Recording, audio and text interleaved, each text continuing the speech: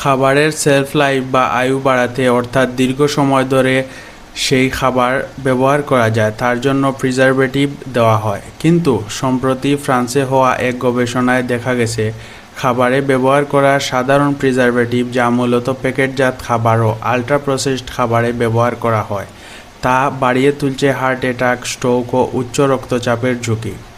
European heart জার্নালে প্রকাশিত হয়েছে গবেষণাপত্র।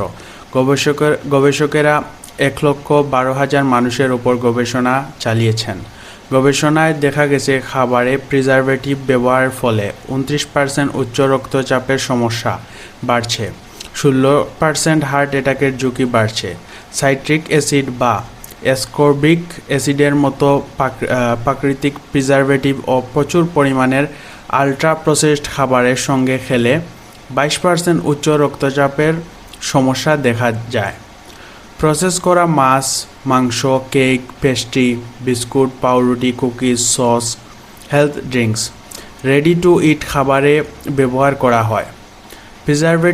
কিছু প্রিজারভেটিভ যা হার্ট অ্যাটাকের ঝুঁকি বাড়ায় তা ক্যান্সার ও টাইপ 2 ডায়াবেটিক্সে আক্রান্ত হওয়ার ঝুঁকিও বাড়িয়ে তোলে।